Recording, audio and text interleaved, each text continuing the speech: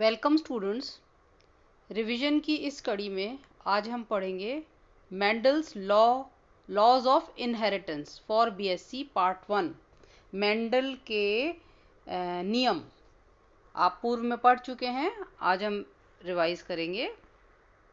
Mendel के नियम में 3 नियम मेंडल के हैं। मेंडल के जो प्रायोगिक परिणामों के आधार पर इन्होंने कुछ नियमों की स्थापना की थी, जिनको मेंडल्स लॉज ऑफ इनहेरिटेंस कहते हैं, और वो 3 है।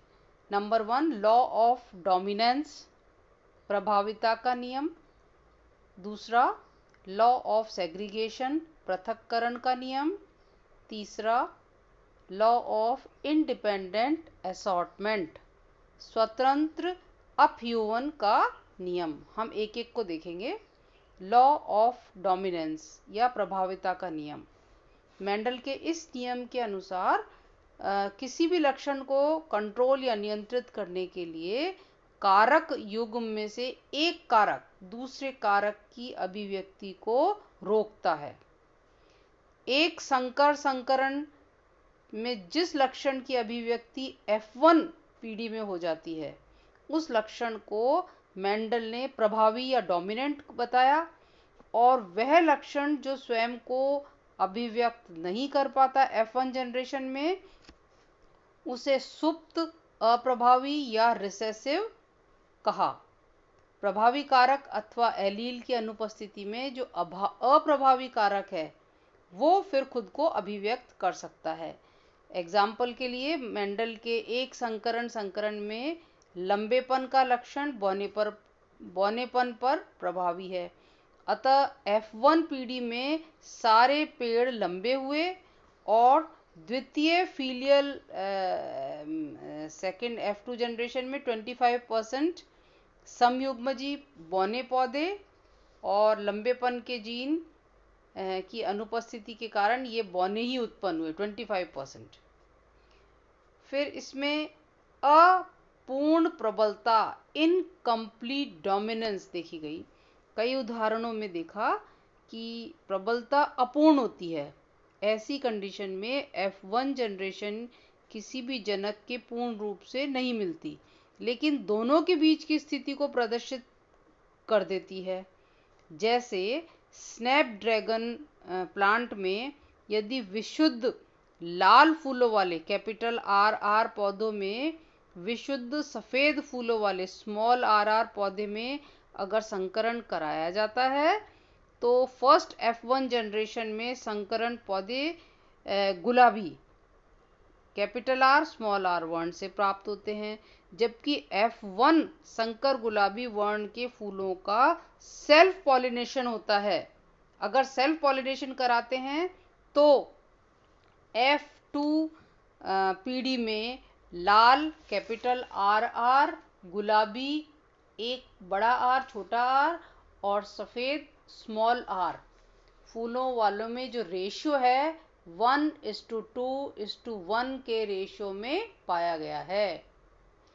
फिर ऐसी जो इनकम्प्लीट डोमिनेंस जो है, ये मुर्गी में भी देखी गई है। एंडुअलिज्म फाउल्स, जहां एक काले और एक सफेद का संकरण कराने पर F1 जनरेशन में नीली पैदा होती है, तो F1 जनरेशन का अनुपात था 1:2:1, एक काला, 2 नीला, 1 सफेद। समयुग्मजी प्रबल काले, विषम युग्मजी नीले एवं समयुग्मजी सुप्त, ठीक है, सफेद। जब ऐसे परिणामों को देखते हैं तो प्रबलता का नियम सब जगह लागू नहीं हो सकता, और इसीलिए इसे मेंडेलियन आनुवंशिकी का एक अपवाद माना जाता है। सेकंड लॉ है पृथक्करण का नियम, लॉ ऑफ सेग्रीगेशन। प्रत्येक पादप एवं प्राणी में अनेकों लक्षण अभिव्यक्त किए जाते हैं, और प्रत्येक लक्षण एक जीन यानी 1 जीन पेयर द्वारा, जीन युग्म द्वारा नियंत्रित होते हैं, कंट्रोल्ड होते हैं।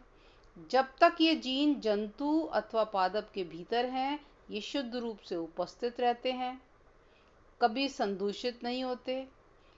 गैमीट्स या युग्मकों के निर्माण के समय युग्मित जीन अथवा कारक पृथक होकर भिन्न भिन्न गैमीट्स में प्रवेश करते हैं।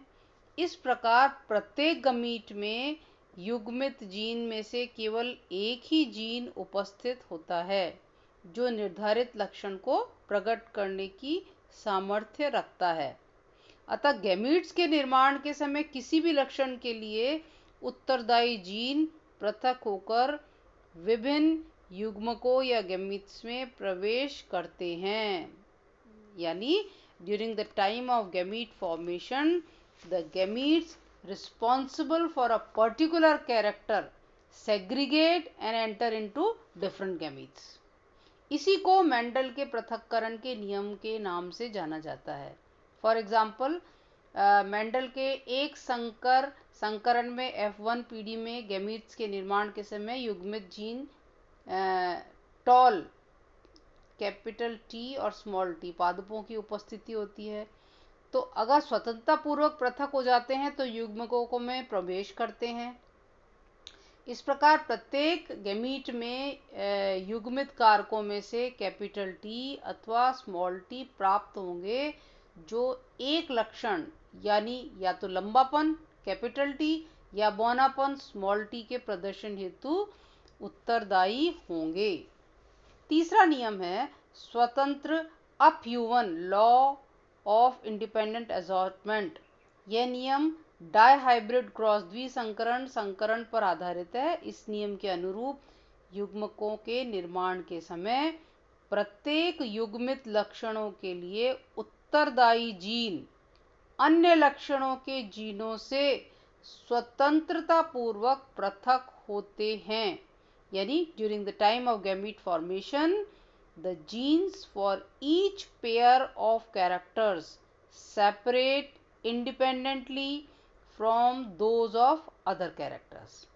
एग्जाम्पल के लिए संकरण में गैमीट्स के निर्माण के समय बीज के पीले रंग के लिए उत्तरदायी जीन बीज की गोल आकृति हेतु उत्तरदायी जीनों से स्वतंत्रता पूर्वक पृथक हो जाते हैं। एग्जाम्पल जैसे Y जीन प्रभावी कारक कैपिटल R अथवा अप्रभावी जीन स्मॉल r से युग्मित होकर युग्मक में प्रवेश करते हैं। इसी प्रकार जीन Y प्रभावी जीन कैपिटल R अथवा अप्रभावी जीन स्मॉल r से युग्मित होते हैं। इसलिए F1 द्विसंकर संतति में 4 प्रकार के युग्मकों का निर्माण होता है। Capital YR capital Y capital R capital Y small y capital R and small y small r। ठीक है, इस प्रकार ये मेंडल के नियम का रिवीजन समाप्त होता है। आप लोग याद करिएगा, ये परीक्षा की दृष्टि से बहुत इम्पोर्टेंट है। थैंक्स।